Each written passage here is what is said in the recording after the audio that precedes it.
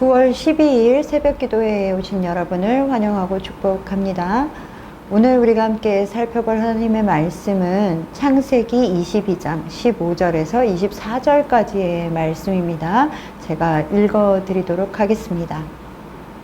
여호와의 사자가 하늘에서부터 두 번째 아브라함을 불러 이르시되 여호와께서 이르시기를 내가 나를 가리켜 맹세하노니 내가 이같이 행하여 내 아들 내 독자도 아끼지 아니하였은즉 내가 내게 큰 복을 주고 내 씨가 크게 번성하여 하늘의 별과 같고 바닷가의 모래와 같게 하리니 내 씨가 그 대적의 성문을 차지하리라.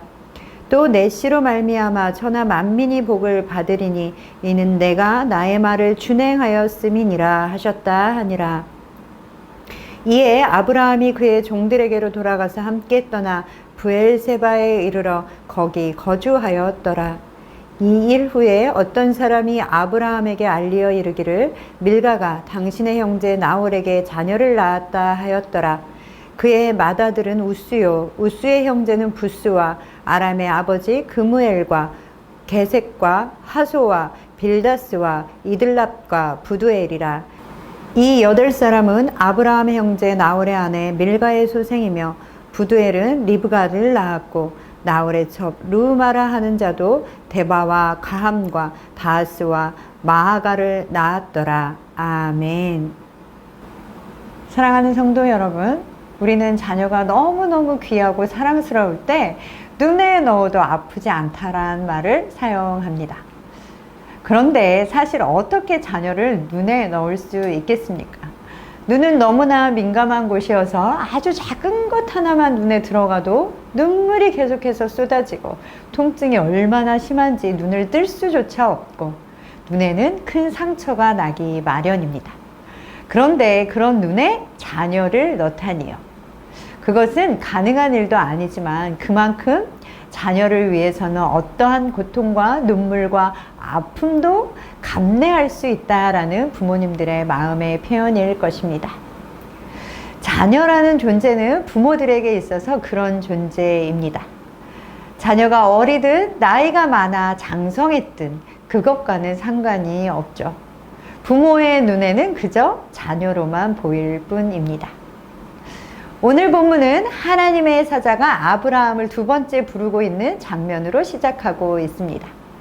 아들을 바치라는 하나님의 말씀에 아브라함이 순종했고 하나님은 이삭을 대신해서 제물로 사용할 양을 직접 준비하여 주셨습니다. 그리고 그 아브라함의 순종의 행위에 대하여 말씀하시는 부분이 오늘의 본문입니다. 아브라함의 순종에 대한 하나님의 평가는 아들도 아끼지 않았다라는 것이었습니다. 오늘 본문 16절에 이르시되 여호와께서 이르시기를 내가 나를 가리켜 맹세하노니 내가 이같이 행하여 내 아들 내 독자도 아끼지 아니하였은즉 이라고 말씀하고 있습니다. 이 얼마나 놀라운 고백입니까? 아브라함의 행동을 하나님께서는 믿음으로 여기셨습니다. 왜냐하면 앞에 2절 말씀에 보면 하나님께서는 이삭이 아브라함에게 있어 어떤 존재인지를 알고 계셨습니다. 그저 하늘 아래 하나밖에 없는 아들일 뿐만 아니라 아브라함이 이삭을 얼마나 아끼고 얼마나 사랑하는지를 너무나 잘 알고 계셨습니다. 그렇게 너무나 잘 알고 계심에도 불구하고 하나님께서는 아들 이삭을 제물로 바치라 라고 말씀하고 있습니다. 2절의 말씀입니다. 여호와께서 이르시되 내 아들 내 사랑한 독자 이삭을 데리고 모리아 땅으로 가서 내가 내게 일러준 한 산 거기서 그를 번제로 드리라. 아멘. 아브라함에게 있어 이삭은 그야말로 눈에 넣어도 아프지 않을 자식이었으며 자신의 목숨과도 같은 자식이었음에도 불구하고 그 하나밖에 없는 사랑하는 아들도 아브라함에게 있어서는 하나님보다 더 귀하지는 않았습니다. 하나님께 드리기에는 아낄 것이 없었고 하나님의 말씀을 거절하지 않고 전적으로 순종하였습니다. 그 말씀에 순종하지 못하여 아브라함은 도망치지도 않았고 그 상황을 회피하지도 않았습니다. 하나님을 향한 사랑과 전적인 헌신, 그리고 하나님의 말씀에 순종이라는 모습은 아들을 아끼지 않는 모습으로 나타내어진 것입니다. 하나님께서는 그것을 크게 칭찬하셨습니다. 본문 18절에는 아브라함이 하나님의 말씀에 준행, 즉 순종했기 때문에 아브라함에게 축복하시겠다라고 말씀하셨습니다. 하나님은 하나님의 뜻을 순종하는 자들을 통하여 하나님의 뜻을 이루어 가십니다. 주님께서 가르쳐 주신 기도에서도 고백하고 있지 않습니까? 하나님의 뜻은 하늘에서 이루어진 것 같이 땅에서도 분명하게 이루어집니다. 그러나 그것은 하나님의 말씀에 순종하는 자들을 통하여 하나님께서는 이루어 가시는 것입니다. 하나님이 최초로 아브라함과 언약을 맺으신 후 오랜 시간 동안 아브라함과 동행하시면서 아브라함을 단련해 오셨고, 이제는 마침내 순종 중에 순종, 사랑하는 아들을 아끼지 않는 순종에까지 이르게 하셨습니다. 아브라함은 하나님께 순종하는 자가 된 것입니다. 사랑하는 성도 여러분, 오늘 아브라함이 자신의 사랑하는 아들도 아끼지 않은 것을 기억하시면서 우리도 그 어떤 것도 하나님 앞에 아끼지 않고 순종하는 여러분 되시기를 소망합니다. 하나님께서는 우리의 순종을 사용하기를 원하십니다. 우리가 순종할 때 우리가 있는 그 자리 가운데 하나님은 하나님의 일들을 이루어 가실 것입니다.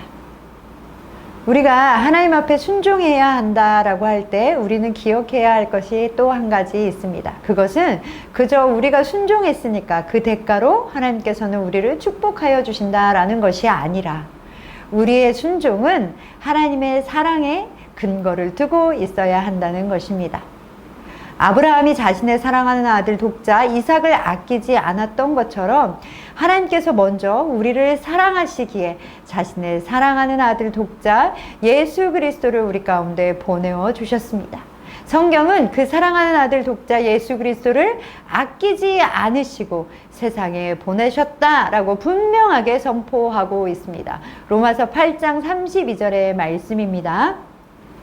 자기 아들을 아끼지 아니하시고 우리 모든 사람을 위하여 내주시니가 어찌 그 아들과 함께 모든 것을 우리에게 주시지 아니하겠느냐. 아멘.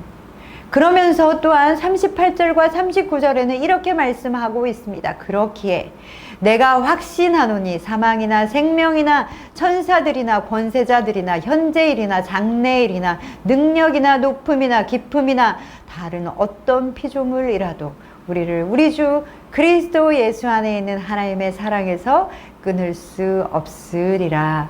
아멘. 사랑하는 성도 여러분, 하나님께서 먼저 우리를 위하여 자신의 사랑하는 아들 예수 그리스도를 아끼지 아니하시고 내어주셨음을 기억하시기를 소망합니다. 그리고 그것이 나를 위한 것이었음을 또한 기억하십시오. 그럴 때 우리에게 어떤 것도 아끼지 않으시는 그 하나님의 사랑을 기억할 때 우리 또한 기쁨으로 그리고 자원함으로 순종할 수 있게 되어지는 것입니다. 다시 한번 지금의 자리에서 일어나 순종의 자리로 나아가시는 여러분 되시기를 소망합니다. 그렇게 순종하는 자에게 하나님은 축복을 약속하여 주셨습니다. 그 축복의 내용은 17절과 18절에 말씀하고 있습니다. 내가 내게 큰 복을 주고 내 씨가 크게 번성하여 하늘의 별과 같고 바닷가의 모래와 같게 하리니 내 씨가 그 대적의 성문을 차지하리라. 또 내 씨로 말미암아 천하 만민이 복을 받으리니 이는 내가 나의 말을 준행하였음이니라 하셨다 하니라. 아멘.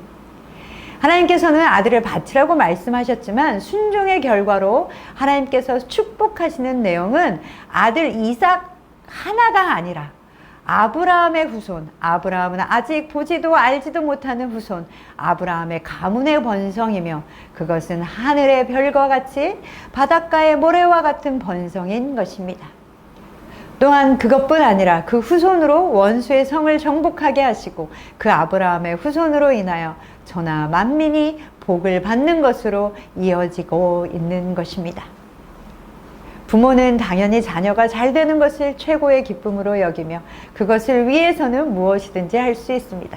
눈에도 넣을 수 있는데 그 무엇을 못하겠습니까? 그런데 하나님께서 아브라함의 후손을 축복하시겠다라고 말씀하신 시점은 아이러니하게도 아브라함이 하나님 앞에 이삭을 내려놓았을 때입니다.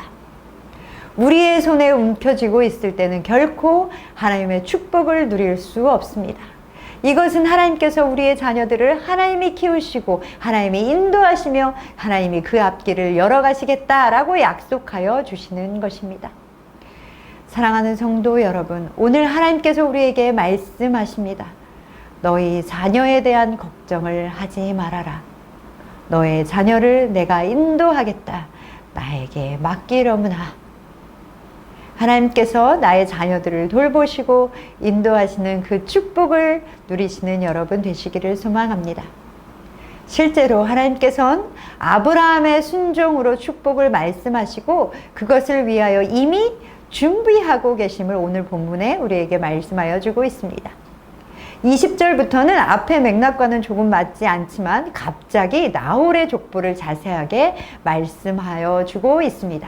그리고 23절에 보면 드디어 누가 등장하고 있습니까? 23절의 말씀입니다. 이 8사람은 아브라함의 형제 나홀의 아내 밀가의 소생이며 부두엘은 리브가를 낳았고. 아멘. 하나님께서는 장차 이삭의 아내가 될 리브가를 준비시켜 놓고 계셨습니다. 하나님께서는 이삭이 가나안 여자와 결혼하는 것을 원치 않으셨고 하나님의 언약을 성취하시기 위해 고향 땅에 리브가를 예비해 놓으셨습니다. 사랑하는 성도 여러분, 하나님께서는 자신의 사랑하는 백성을 위하여 모든 것을 준비하시고 예비하여 주십니다. 이삭에게 어떤 어려움이 있고 어떤 필요가 있을지 아시고 그것을 미리 준비하고 예비하여 주셨던 것처럼 우리의 어려움과 우리의 필요가 무엇인지 아시고 그것을 공급하여 주시는 분이십니다. 우리에게 우리의 자녀를 맡기라고 말씀하신 하나님은 우리의 자녀들의 필요와 어려움도 무엇인지 아십니다. 그리고 이미 그것을 준비하고 예비하여 놓으셨습니다. 그러니 여러분, 발을 동동 구르며 염려하지 마시고 하나님께 자녀를 맡기는 축복을 누리시는 여러분 되시기를 소망합니다. 우리를 위하여 자신의 사랑하는 아들 예수 그리스도와 함께 모든 것을 주시겠다라고 약속하신 그 약속을 붙드시고 순종하시는 삶을 살아가시는 여러분 되시기를 소망합니다. 오늘도 그런 축복을 누리시는 선창의 모든 가족 여러분 되시기를 소망합니다.